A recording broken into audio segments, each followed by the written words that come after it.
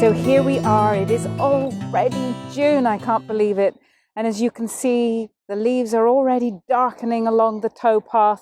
We've got brambles already flowering. In a month's time, we're probably going to have fresh brambles, so it's going to be bramble making time. And the canal is looking a little different, more verdant, I would say. A little dark today because we've had a gloomy start to June, but still glorious here on the water. And we are up to some rather fabulous work today, and that is beautifying our deck. So if you were following our videos recently, you will have seen that we built this amazing deck. Yes, it goes on for miles and miles and miles and miles, but it's a bit on the boring side, apart from this fabulous little table that we built.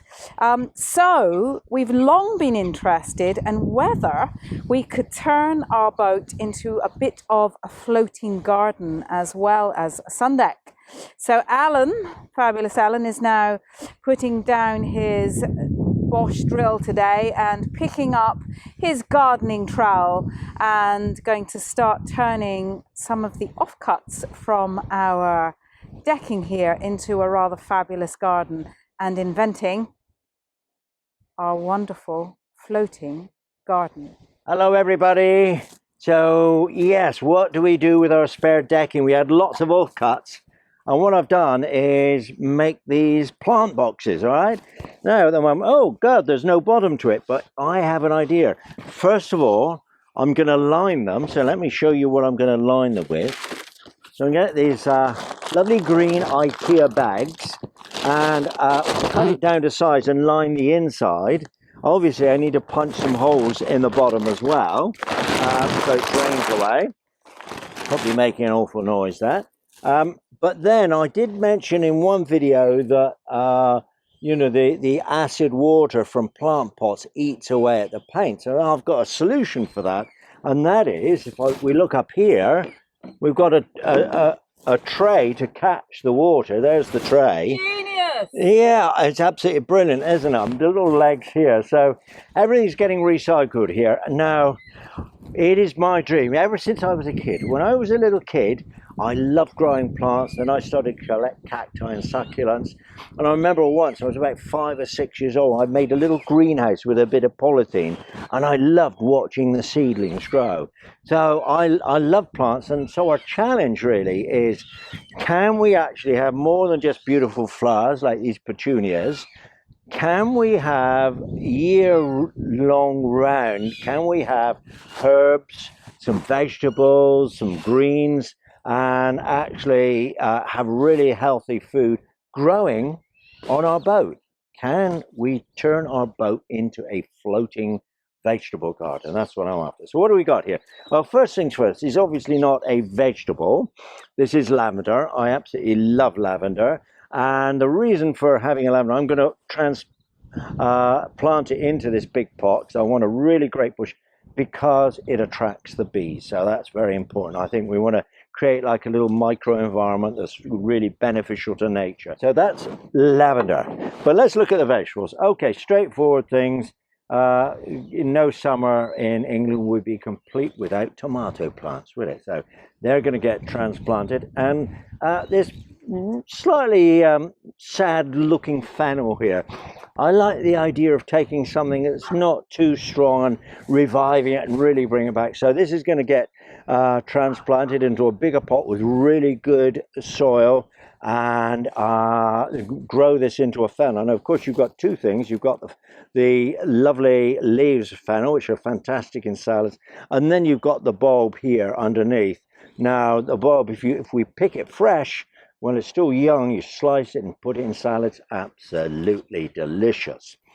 And one other thing I've got here is my sweet potato. So I've seen a gardener do this, that, you know, I'm interested to see if we can actually grow sweet potatoes in a big tub. And these will start to grow little rooty bits, which terrifies Aisha, but I'll deal with it. And if you can cut the rooty bits off and plant each one, they become a sweet potato. First thing to start with is our lovely herbs. All right, so just have a look at these. These are absolute beauty. 125 each. Sainsbury's, look at them, beautiful, really green and fresh. So there's some mint, some bay leaves here, not bay leaves, basil, and this is Greek basil, which somebody told us lasts much longer. And you know, if you've ever tried growing basil before, you'll know that basil looks lovely for about a week and then it starts to look a bit ropey and it doesn't last very long. We've also got some thyme, all right, and we have some parsley. Now, some people talk about parsley as a superfood. I absolutely love parsley. I love parsley sauce. So anything with parsley in it. So really want to nurture my parsley there. So we're talking about you know, converting a boat into a floating garden, and as I speak, can you believe it? Look at this amazing sight going by here. How wonderful is that? Amazing. Now, I've never seen this boat before, but that is a green boat. So, tools. This is actually an IKEA kitchen knife, but it'll do absolutely fine.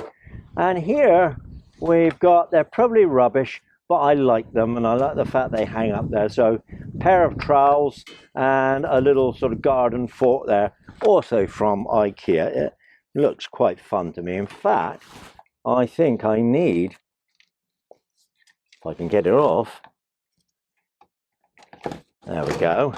So I'm just going to rake this up a little bit. Break it up, it's a bit cloggy. That's better. Okay, now I've got some really nice soil to go in. Let's just turn that around there, then you can see very clearly what I'm doing. So once these are in, I'm just going to leave them. I'll water them. And by the way, I use the water from the canal as well, so I don't have a problem with that. So the plants don't seem to mind one bit. There we go. So what should we start? Well, let's start with basil. Come on, basil.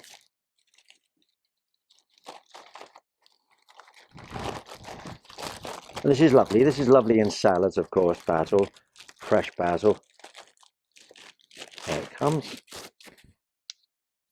And just to get them out of the pots, just squeeze the pots lightly, and there you go. I've probably still got too much soil in here. That's all right. Pack it in. Okay. Now the tray, I note, is not very deep, so you know these plants are not going to grow very large, I would say, but that's okay. 125 from Sainsbury's, remember, so you know, rush along now while they've still got them. So it's very good, healthy plants these are. Now, I don't know that we're going to get all of these in. Let's see how this looks. Although I like the idea of plants being packed nicely together and, you know, rather than spread out too much, it looks more sort of fertile, doesn't it? Okay, so parsley next, isn't we? Yes, well, it's going to be quite packed this, so I don't know, I'm going to try it anyway as an experiment, see how they grow. As long as I know the soil is good, this year's soil, and water them regularly, don't let them dry out. Sometimes it's quite nice. I like the feel of the soil as well. I like the earthiness of it. Remember that as a boy, liking the smell of soil, especially when it's moist, it's rained, or you've just watered it. Okay, now do we have any more? Yes, we do. We've got mint, and we've got the other one as well. It's going to be very well. Okay, so this is an experiment. Let's say I'm not giving them a huge amount of room to spread out, but they're going to get a lot of love as well as plenty of canal water. There we are. Squeezing this last one in. Come on.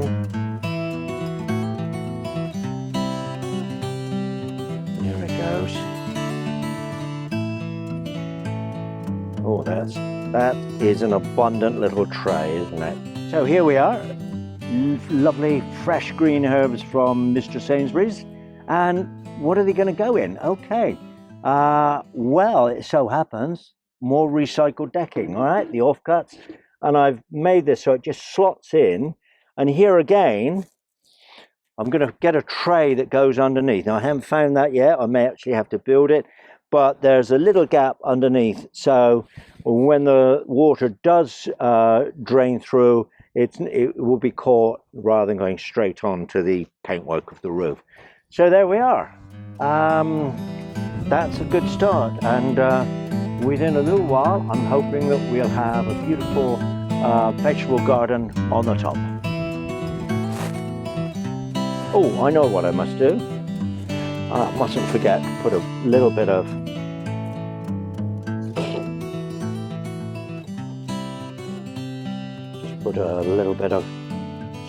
sawdust around the bottom. This will keep them moist. The plants don't want too much water, but they don't want to be dried out either. So just keep them nicely moist.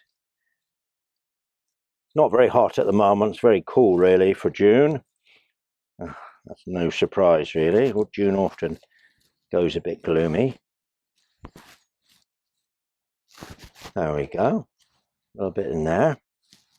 And there we are. There is a little herb garden. Here we are. I'm on the roof and it's going to rain in a minute, so I'm not going to be long. So just have a look. This is the beginning of our herb and vegetable garden. Fennel, tomatoes, and our 6 herbs from Mr. Sainsbury's. Oh my goodness. It's beautiful. It's a start anyway, isn't it? But just before we go, I just wanted to say one thing. There's this guy in Los Angeles called Ron Finley, and he talks about guerrilla gardening. So years ago, he realized there's all this old wasteland and the sides of the pavements and everything else in LA. So he started to plant vegetables there. And the city council didn't like that. They tried to arrest him twice and put him in jail, but he persisted and got the law changed. So there's this phrase, guerrilla gardening. So it is our plan as well to be guerrilla gardeners on the towpath in London. So when we have spare plants, we're gonna, and where there's a little patch of grass or open soil rather, you know, we'll plant things there. And then we'll come back in a year's time and we'll find, I don't know, fennel perhaps, or sweet potatoes or whatever. But I'd rather like this idea, and it's not, you know, a lot of people have done this now, but why not do it on the London canals?